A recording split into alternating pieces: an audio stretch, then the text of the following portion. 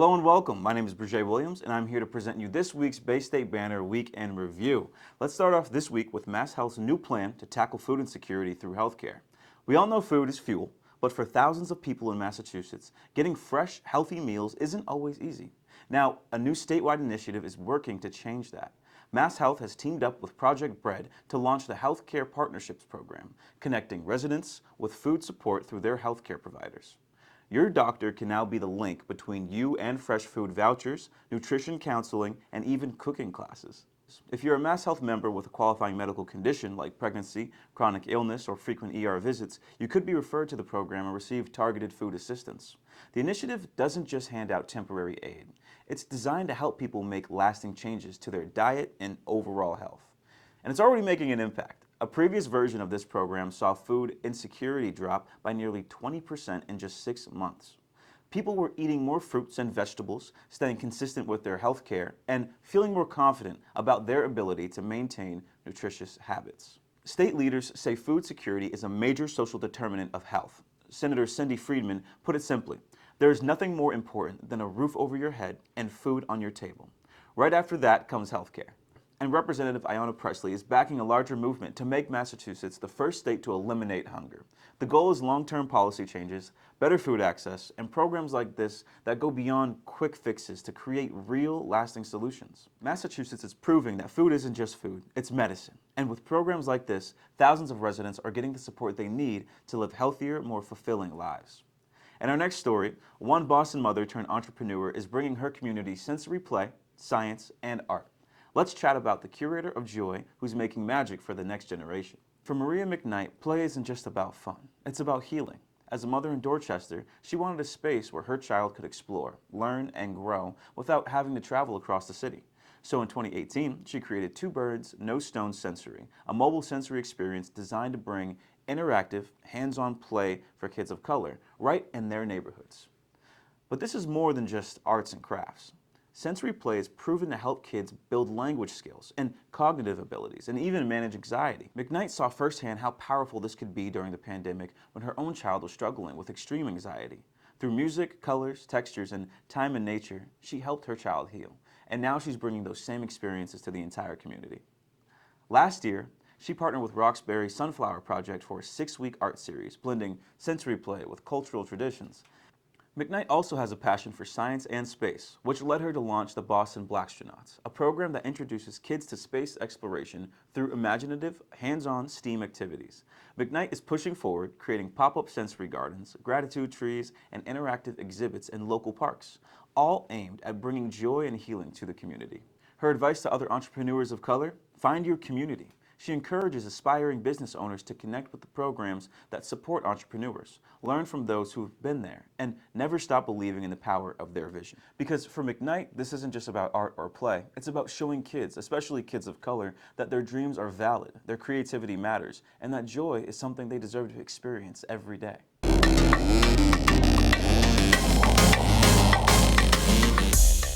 Check, check, 1, 2.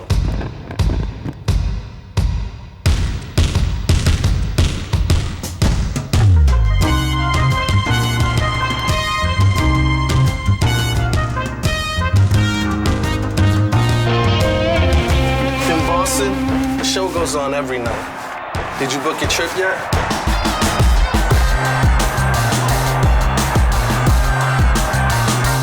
Boston never gets old.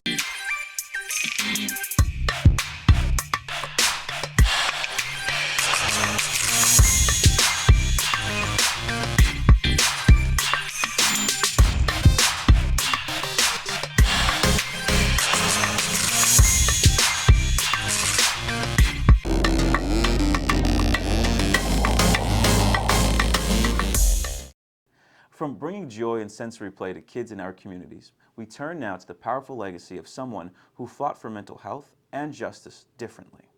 Dr. Alvin Poussaint wasn't just a psychiatrist, he was a force for change. For over 50 years, Dr. Alvin Poussaint treated patients across the country, but his most ambitious patient was America itself. He believed the U.S. had a mental health crisis, and its diagnosis? Racism. Born to Haitian immigrants in Harlem, Poussaint became a leading psychiatrist, Harvard professor, and civil rights activist. His work extended far beyond the therapy room. He marched with Dr. Martin Luther King Jr., pushed to desegregate hospitals, and even challenged the American Psychiatric Association to recognize delusional racism as a mental disorder, a battle that never succeeded but was decades ahead of its time. But his influence wasn't just in the medical world. He was a key consultant on The Cosby Show and A Different World, ensuring that black characters were portrayed with dignity, intelligence, and complexity.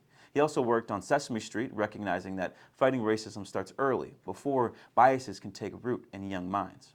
At Harvard Medical School, he revolutionized diversity. Before he arrived, only 27 black students had ever enrolled at the school in the entire history. Under his leadership, that number soared into hundreds. Despite his work, Poussaint never stopped pushing for more. He co-authored books on black mental health and suicide, recognizing that trauma from racism wasn't just a social issue. It was a public health emergency. Dr. Alvin Poussaint passed away on February 24th at age 90, but his impact lives on in medicine, in media, and in every mind he helped heal. A celebration of his life is yet to be announced. From one leader who reshaped the way we think about mental health and justice, we now shift to a major change in how Boston's residents directly impact city funding. Boston just wrapped up its first ever participatory budgeting cycle, and now the city is putting $2 million into action, directly funding projects chosen by the people. Over the past few months, Boston residents get to vote on which community projects deserve city funding. And now, the winning initiatives are set to roll out across departments, tackling everything from food insecurity to rat prevention. Here's where your tax dollars are going. $400,000 will fund grants to nonprofits connecting food insecure residents with fresh produce. $500,000 will go toward rat prevention, installing rodent-proof trash bins and using sensory technology to track results. $250,000 will help formerly incarcerated youth by supporting mentorship programs and skills training. $200,000 will launch a rental assistance pilot for youth ages 18 to 24, helping cover late rent payments or move-in costs. Funding will also support community gardens in areas where access to fresh food is limited. And with $150,000 left over, the city squeezed in a final project, installing benches at Boston's busiest bus stops. Almost 4,500 residents cast their votes between January 15th and February 15th, mostly online. Dorchester led the way with over 1,000 ballots, while Brighton had the highest participation rate.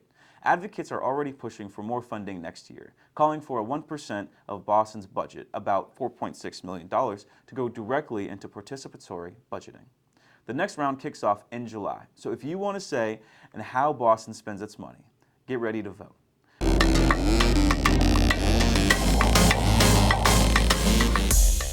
Greeting, viewers, and welcome to The Intersection, the place where ideas, events, and policy come together to shape the public health, safety, and vibrancy of our shared community. I'm your host, Suffolk County Sheriff Steve Tompkins, and together we'll examine a multitude of issues of interest as we travel along the many different avenues that make up the intersection. In this installment, we highlight the three pillars of our democratic society and discuss the grave threat facing it today. Since its inception nearly 2.5 centuries ago, our nation has revered and celebrated the powerful democratic principles contained within our founding document, the Constitution of the United States of America. Through our country's inevitable ongoing growing pains across its many decades of struggles to continue evolving and expanding, we have held fast to its ideals and intentions with an unwavering commitment to the systems created to preserve them. Enshrined within our democratic structure, the executive, legislative, and judicial branch work together to form a system of checks and balances.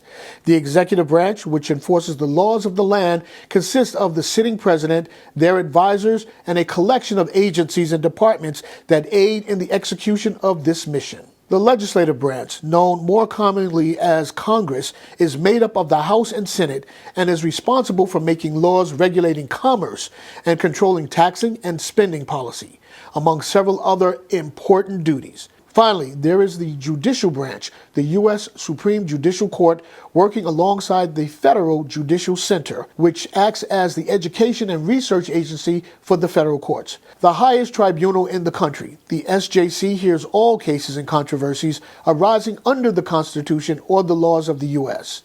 It is the final arbiter of the laws, tasked with ensuring the American people the promise of equal justice under law. Enacted in 1787 to ensure the separation of powers, this system fully embraced democracy while serving as a rebuke to monarchy, tyrannical rule, and the consolidation of power to a single supreme authority. Our democracy depends on the vigilance of its people, and it is incumbent upon us to ensure that the balance of power so carefully constructed in our Constitution survives for generations to come. To watch and read more, visit our social media links posted below.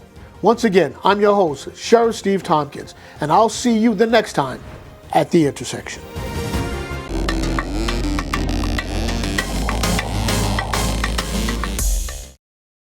From giving residents direct control over Boston's budget to a project that never got off the ground, a Roxbury development that aimed to bring a birth center, community space, and nonprofit offices to Nubian Square has been shut down by the Boston Zoning Board. This project, called Community Movement Commons, was designed to serve Roxbury residents, offering holistic maternal care and office space for local nonprofits. But last week, after intense community debate, the Zoning Board dismissed the proposal without prejudice, meaning the developers can try again, but not without major changes. For some Roxbury homeowners, this was a win. They argued the project would increase congestion, bring in non-residential development, and could set a precedent for even more commercial projects in the area. But supporters say these Black-led organizations are not outsiders. They already serve Roxbury and were simply looking for a permanent home.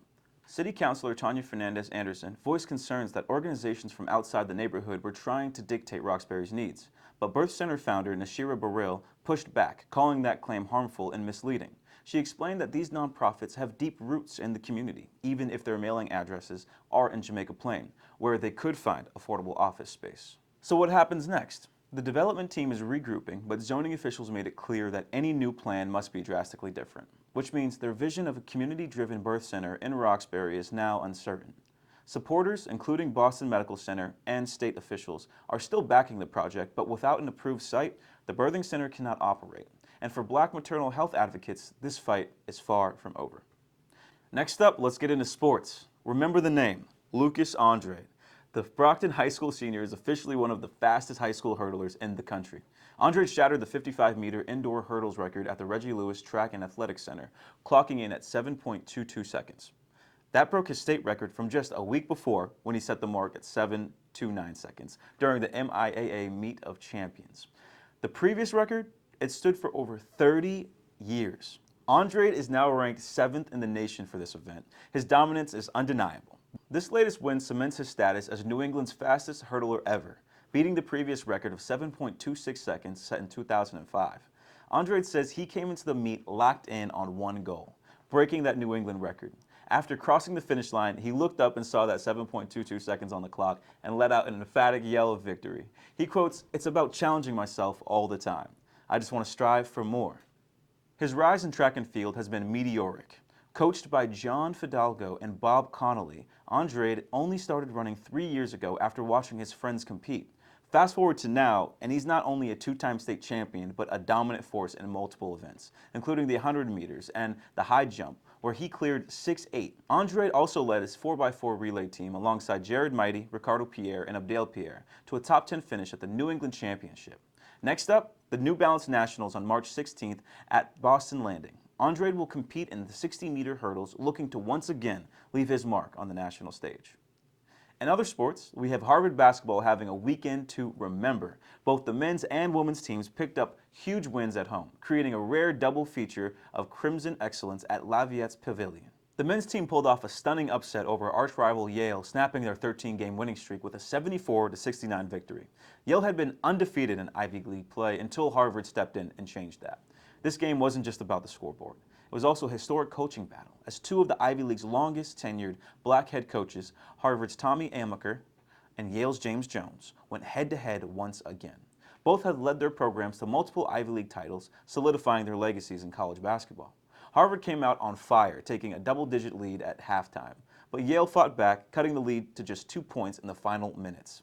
That's when freshman guard Austin Hunt stepped up and delivered a moment of the ages. With the shot clock winding down, Hunt hit a deep, off-balance three-pointer, sending the crowd into an absolute frenzy. Hunt finished the game with clutch free throws, sealing Harvard's biggest win of the season. And after that thriller, the women's team took center stage in the Senior Day Showdown against Penn. It was a slow start for the Crimson, but all-Ivy guard Harmony Turner flipped the script in the second half. After struggling in Friday's loss to Princeton, Turner bounced back big time, dropping 24 points and grabbing 11 boards. She wasn't alone either. Senior Elena Rodriguez added 17 points and Harvard's defense shut Penn down, allowing just one field goal in nearly 6 minutes. The Crimson ran away with a 62-44 victory, improving to a 21-4 overall and a 10-3 in Ivy League play, solidifying their spot as a top team in the conference. 2 huge wins, one unforgettable day in Cambridge. The Harvard women's team is ranked 37th in the country, and the men, they've got their season-defining victory over Yale. What a weekend for the Crimson basketball.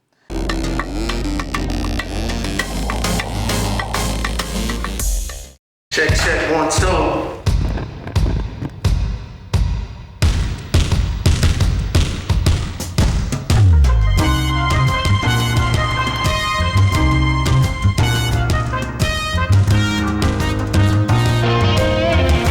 In Boston, the show goes on every night. Did you book your trip yet?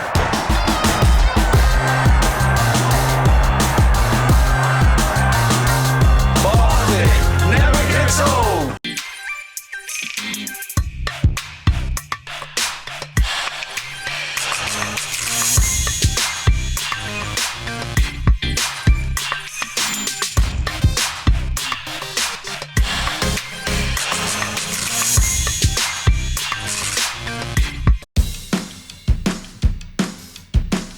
The Boston food scene is on fire.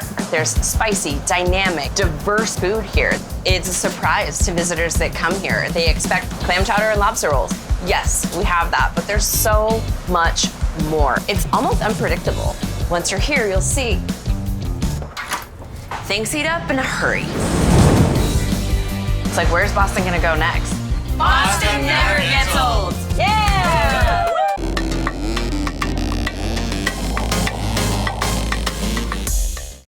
In our next segment, let's get into the 97th Academy Awards. It was a historic night at the Oscars with major firsts for Black and Latino talent in the industry. Let's start with Paul Tazewell, who became the first Black man to win an Oscar for costume design, taking home the award for his stunning work on Wicked. Tazewell, who's already won a Tony for Hamilton and an Emmy for The Wiz Live, dominated this award season, also winning the BAFTA, Critics' Choice, and Costume Designers Guild Awards. And speaking of historic wins, Zoe Saldana became the first woman of Dominican heritage to win an Oscar. She reflected on her family's journey, saying they immigrated to the U.S. in 1961, and she's honored to bring that legacy to the Academy stage. Sean Baker's indie film, Honora, stole the night, taking home 4 Oscars, tying Baker with Walt Disney for most wins in a single night. The ceremony also made space for real-life heroes. With wildfires devastating California in January, the Academy honored firefighters and first responders with a special tribute. And behind the scenes, another first. The night's musical direction was led by Michael Bearden, a protege of the late, great Quincy Jones.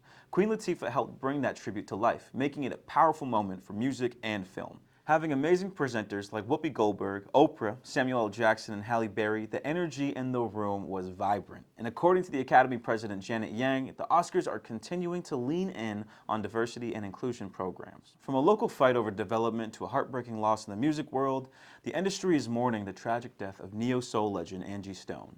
The soulful voice behind classics like No More Rain and This Cloud and Wish I Didn't Miss You was killed in a horrific car crash on March 1st. She was 63 years old. According to reports, Miss Stone had just finished a show in Montgomery, Alabama, and was headed to Atlanta when the vehicle she was in flipped in a horrific crash. Her longtime manager, Walter Millsap, confirmed that everyone else in the van survived. Born Angela Laverne Brown in Columbia, South Carolina, Angie Stone's passion for music started early. Her mother sang around the house, her father performed gospel and blues, and by the late 1990s, she had cemented her place as a pioneer of neo-soul. Her debut album, Black Diamond, made waves, and she went on to release Mahogany Soul, Stone Love, and The Art of Love and War, each project showcasing her blend of R&B, jazz, and gospel. She also had a major impact on behind the scenes, writing and producing for icons like Mary J. Blige, Alicia Keys, and Lauryn Hill. But her influence wasn't just musical. Angie was also an advocate for mental health and women's rights, using her platform to speak truth to power. Her sudden passing has left a huge void, and tributes are pouring in. TV host and longtime friend John Murray said, "Angie Stone was one of one. Her voice helped shape neo-soul, but she never got enough credit for being in hip-hop's first female group, The Sequence. She was amazingly talented, incredibly loyal, and an unapologetic woman of God. I'm going to miss my friend. Though we've lost a legend, her voice will never fade. Her music lives on and her influence remains timeless. Rest in power, Angie Stone. That is a wrap for this week's Bay State Banner Week in Review. My name is Brejé Williams, and I will see you all next time.